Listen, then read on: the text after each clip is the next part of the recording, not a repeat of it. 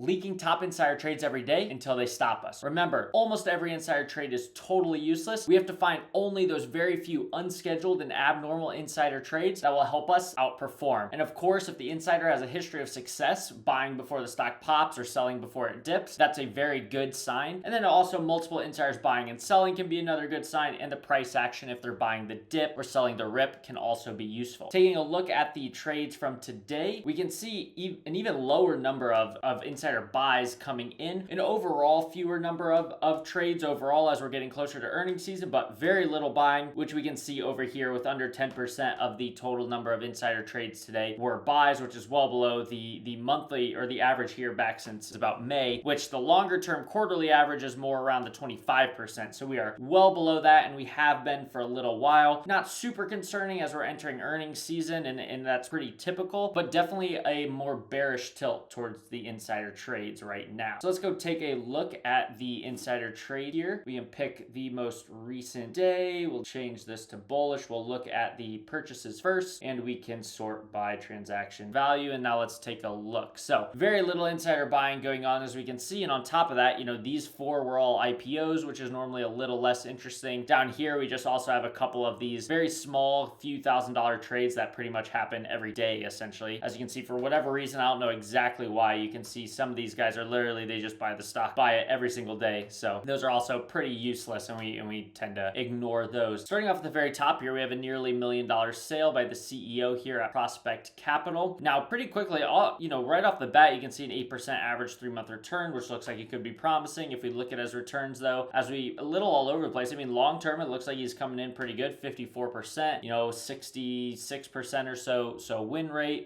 Short term, not very good. But just looking at the chart, we can see at least here at Prospect Capital Corp, where he is the CEO, and since 2024, I mean, he's been buying the stock quite a bit, and the stock just keeps going down. Just nothing. I mean, terrible timing on all these buys. And, as more time passes, this 1 year amount is going to start to come down quite a bit, because obviously these most recent purchases, all the purchases basically on this chart are not yet calculated into the 1 year returns. So, he's probably got another 20 1 year returns that are going to come due that are going to knock these down. So if we look back further, we can see really all of his long-term returns are because he bought a ton of stock back here we can see these huge lines and all these buys. He bought a ton of stock back in COVID, which massively helped him as the stock was up like 3x or 4x in the next year. So that's really where most of his returns come from. So maybe we'll take a quick peek just to see if anybody else is buying the stock. But overall, I think, not the biggest, not the most impactful purchases in my opinion. I think it looks like maybe one other person was recently buying the stock here. We've got Eugene Stark, also tends to have decent returns. Hasn't bought as frequently as this guy, but also as the CEO. But again,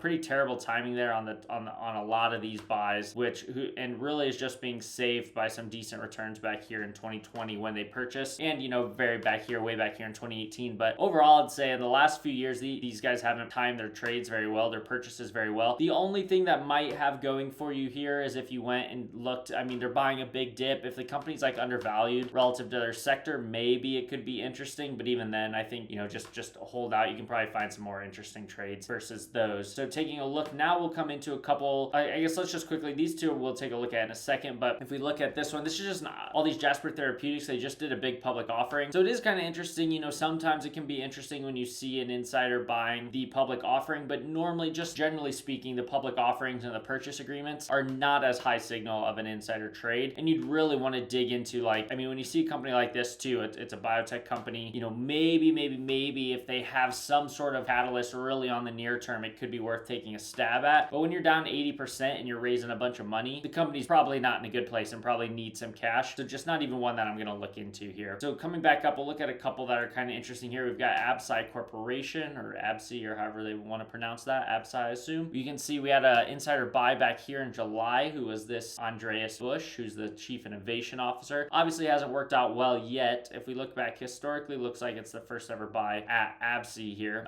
Yep, as we said, down a little bit since then. Not too terrible. 295 to 250 now. And then we have two more insider buys here now that are a little more interesting. This one by Todd, the Chief Accounting Officer, buying the dip, stock down 30% in the last year. And then we've got a huge $250,000 buy by a director here who has never bought any stock before, as we can see. No purchases before, buying the dip, a huge 500% increase, which we can just verify if we go look at an open market purchase of shares, bought 95,000, now owns 114,000. So that all seems to line up. Went from basically, 19,000 or so to 113,000. So a pretty massive holdings increase. So if we go take a look now, and let's see if we can find anything out about what might be going on here. So if we take a look at the stock price over a little bit of a longer time frame, down about 30% as we mentioned in the last year. The earnings per share going down a little bit, though not quite as important when you're looking at a biotech, because what we're really looking for here, especially a clinical stage biotech, which if we take a look, this will tell us, I guess they're not going to tell us that it's clinical stage here, but this company itself actually calls itself clinical stage when you read their filings. But they operate as a data first generative artificial intelligence drug creation company. So they've got a little bit of this AI angle going for them. They actually have funding from AMD. They also work with it, which this was relatively recently announced. They work with Oracle and AMD for joint research and development, which if we go take a look at the news, so like you mentioned, for these clinical stage biotech companies, it's all about whether or not the trials they have undergoing, whether or not they work. That's literally all that matters. In this case, it's slightly different because they do actually sell some of their drug creation, this AI powered system that they have. They'll sometimes work with other companies or sell their services, but still it's a pretty tiny part so far at least. So as you can see, it said Thursday it's working with Oracle's cloud infrastructure and AMD to advance generative AI driven drug discovery, which it's kind of a funny thing to just basically, I mean, they went up 15% basically around this time when they were more or less just saying that they use Oracle Cloud and AMD. They don't actually, there's not much other news about that. However, there was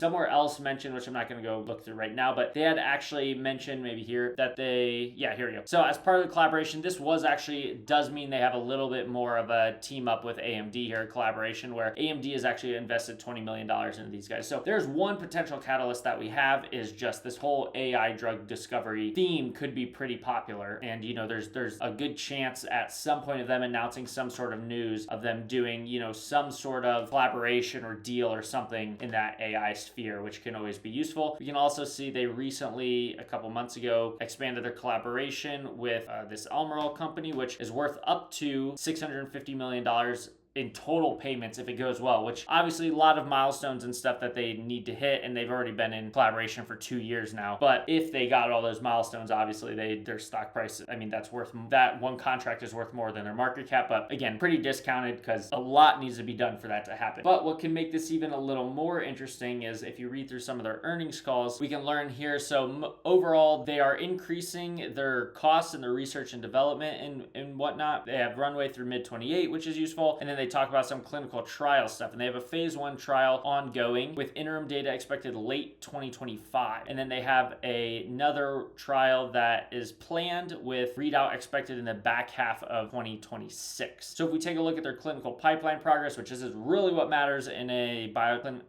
clinical stage biotech company, they have this ABS 101 trial, phase 1 clinical trial started in May with interim data expected later in 2025. So right there is really where we have some news that could come out here. And then they've got another one, ABS 201, which is for alopecia, which is going to start in 2026. That's more of a little bit of a longer stage one. But really what I think this whole thing boils down to, and just something that I do personally like to play is, anytime you've got some of these readouts coming out and you have insiders buying the stock before these readouts, it would hint at least that maybe the readouts are going to be at least decent. In this case, it's just interim data. It's not before, the big clinical trial, the big final results for any of these phases and whether they passed or failed, or, not really passed or failed, but whether they're worth moving forward and whether it wasn't effective, the drug is effective. So it's earlier stage in that. So it's not going to be like an 80% dip or, a 200% rip off the data, but positive data is certainly good for, 10, 20, 30% on the upside or on the downside if it doesn't go out well. And then obviously with insiders buying the stock, it does make it a little more interesting, and probably leans a little more bullish in my opinion for how that readout might go. So we have that at AbbVie Corporation, which I think makes it interesting. We have a pretty similar story here at Arvinas, which is another clinical stage biotech company. This one's a little more popular. As we can see though, historically, no buying basically ever, except for all the way back here in 2020. There was some buying and the stock did pop after that. So the first buying ever, and it's by this Briggs Morrison guy, who's a director, increased holdings by 65%. So pretty notable, $227,000 of the stock. And if we look, this guy has pretty good historic returns, as we can see, but it's mainly from these purchases way back here in 2020. So if we go way back, he was one of the ones buying back here in the 2020 dip. And then he also was buying this Syndax pharmaceutical stock way back in 2019. Somewhere in this region was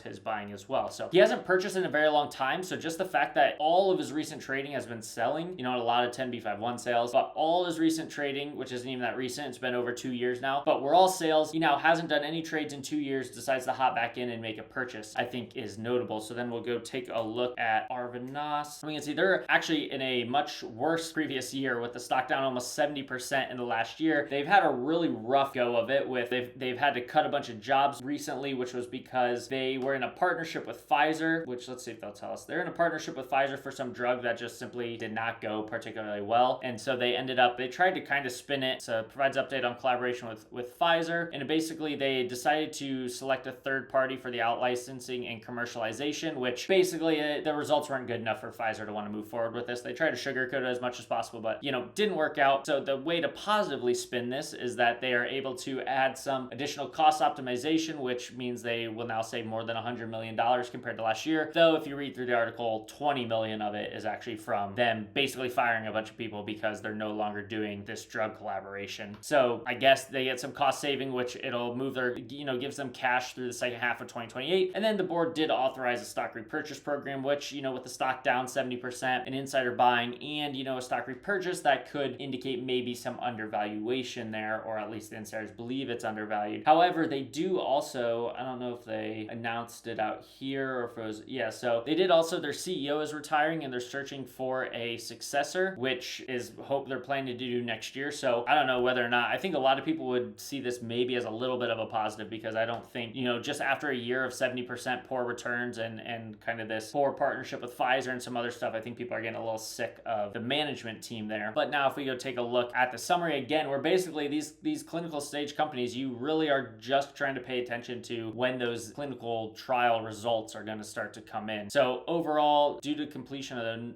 Novartis license and their Pfizer collaboration changes, lost a ton of revenue, which is part of the reason the stock's way down. Your cash decreased, as it's going to decrease until they get a huge win. R&D is gone down because of their reduced spend on that same Pfizer drug that didn't go well. And they were able to expand their cash runway a little bit into 2028, so they have enough runway there. So this VEPDEG, which stands for some longer name, but I mean, they say it had positive data, but frankly, it's their collaboration with Pfizer ended and they're moving on from that. So not particularly good. But then we have this next one, phase 1 ongoing of this ARV-102, which, see if they tell us the trial plan for the initial patient. Here we go. So the initial patient data is expected later this year with a trial plan for start of next year. So, we've got a potential readout of some sort of data. It's not kind of the final big data, but some sort of interim data coming in here. And then we have the same down here for this ARV-393, where phase 1 has been initiated. Clinical data is also expected later this year. So that in this case, we actually have a couple of multiple key readouts in the next 12 months. So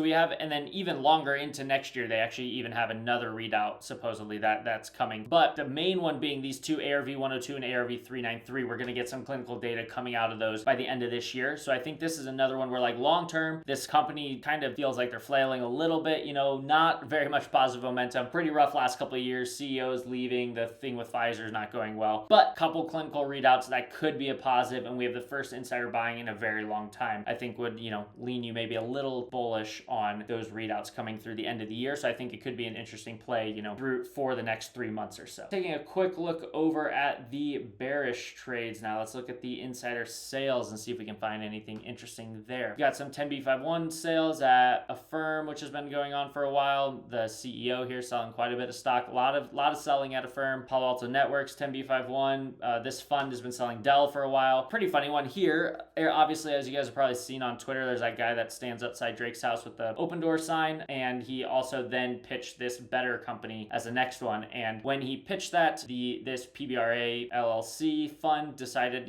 we will take that 400% returns you've given us or whatever, and we're going to dump all 50 million of the stock that we own and move on. So they fully sold out after that, and they are, I'm sure, very, very happy about the pump that came there. Jensen and insiders continue to sell NVIDIA, bunch of 10b5-1 sales, bunch of tax selling going on. And then we see, so we've got Arthur J. Gallagher here. We've got an insider selling. I think just quickly, if we look, insurance company, lots of selling. I mean, maybe timed okay, I guess. I don't know. Not really, though, when you expand out a little little more. And then we can also just look at this guy's selling history, just not even the CFO, which normally would be interesting, but just not even good enough for us to care. We take a look at TransDigm here, Chief Operating Officer, but just a very consistent selling, nothing unusual there. We got a bunch of 10b5-1, a bunch of taxes. This one, this assured guarantee. Take a look at this guy. Historically speaking, pretty consistent selling and just not particularly timed very well, so not even very interesting. But then we get into a couple of more interesting ones here. So we've got Ligand Pharmaceuticals, a selling. The stock is up 70% in the last year. Looks like this insider's first sale in quite a while. Sold a bunch back here in 2018. That was timed poorly for about 6 months, and then the stock fell off cliff, so that worked. Then bought a bunch down here, which maybe short term worked out okay, but over the, as you can see, the stock didn't really do anything for the next 2 years or so after all those purchases. So I don't know if those were really timed the best. We can go take a look at some of the history. Looks like right now they're the only one making unscheduled sales, at least, which we should go verify. So it is an unscheduled sale, and as we can see, also quite a bit larger of a sale, $1.7 million, which is much bigger than anybody else's sale recently. So that's all notable. So then we can go take a look and just see if there's anything that we can find here for why some selling might be happening. So we can actually see, just based quickly on this, like earnings going up in the right direction. This is a larger stage pharmaceutical company, so they're probably selling stuff actively right now, which we'll actually learn that they are not just selling stuff, but they are actually a royalty company, which then makes them a little bit different. And now this is more typical. It is a healthcare, pharmaceutical company, but it's not clinical stage biotech where we're just waiting on, some earnings results. They are pretty overextended here. I mean, way above, a ton of momentum, but it's kind of backed up by some pretty massive jumps in earnings estimates. And as we'll go see when we look at the news and the transcripts here, they've actually had some pretty good news coming out. Oppenheimer increasing their price target here. The Verona Pharmaceuticals, which if we then start to read through, let's see what they say. They give us any more info up top knows, but if you start to read through, I mean, frankly, the news coming out of these guys just seems pretty good. Revenue is growing. Royalty revenue is growing a ton, plus 50% because of the strength of their partner programs. Their net income is improving. Their EPS is improving. Their sales for some of their stuff is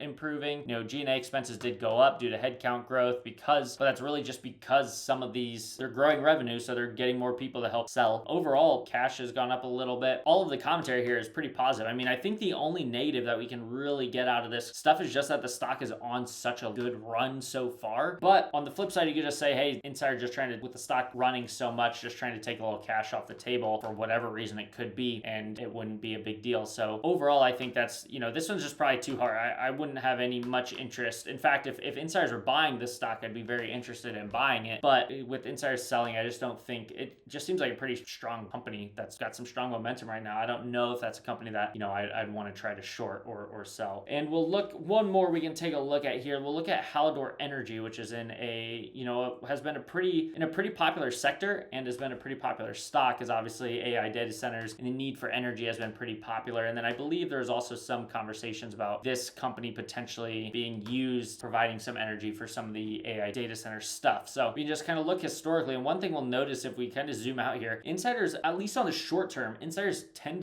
to time these trades pretty well, buying a dip, selling a short-term high over the next 6 months, stock kind of goes down, then they buy the stock again, stock goes up, they sell the stock here. If we zoom in a little bit, they sell the stock at the top, kind of fades off for a while, buy it at the dip, goes back up, now selling the top again. So overall, and then if we look into this guy specifically who made this purchase, we've got the director buying, increasing 20%, 1.64 million, second largest trade ever, which is after this one, which is the last time he sold, where the stock then went from $19 down to $15 in the next, 3 months or so. So this guy has actually done a pretty good job historically. Again, over the next 3 months, it didn't work particularly well. So pretty good timing short term, not long term, probably not something you'd want to, go against the grain with in that industry specifically. But in the short term, this guy's got a pretty good run. So if we look overall, we can see that, momentum, very high, stock price been going up into the right. Earnings per share kind of flat, but started to go up a little bit here recently. And then if we go look at the only other things, I guess, that we'd want to look at here is we can take a look at,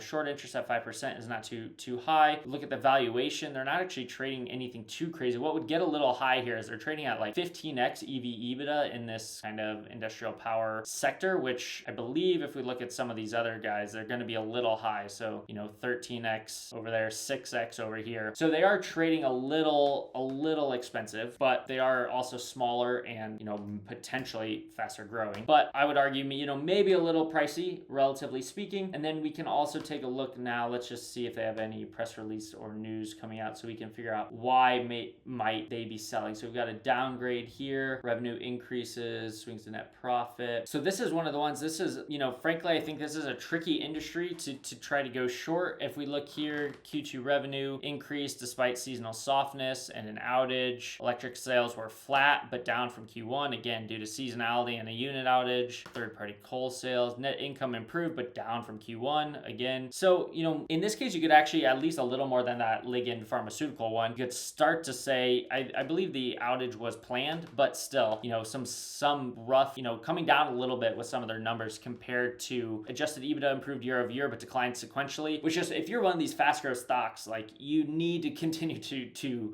increase on all these main metrics, or else you're gonna run into some problems. And so, you know, Q2 performance showed resilience despite seasonal spring softness and a scheduled outage. To me, and they actually got some help because there was the coal prices were higher than they expected, so it actually worked out better for them. But to me, in this case, you know, I'd probably read through this just to see if there's anything else going on. But it does seem like maybe the numbers are not quite as, you know, all perfectly going up and to the right as you might want. It seems like the stock is probably a little bit expensive. And then the most bearish thing here would just be that this insider times his sales pretty well in the short term, at least. You know, it's a cyclical company, it's in a cyclical industry, and he is kind of nailing the cycle. So this would be, to me, if it's a tough one. I think this is probably going to be a pretty expensive one if you actually tried to short, would be my guess, just because a hot company in a hot sector that's probably overvalued is normally going to be pricey. So it probably would make it a tough one to try to short just because of the pricing. But my hunch would be over the next 3 months or so, 1 to 3 months, we might see a little softness in this company, just according to this director who has tended to time his sales pretty well. So I think that's good for today. You can go to ceowatcher.com to find all the top insider trades, and don't forget to like and subscribe, and we'll see you next time.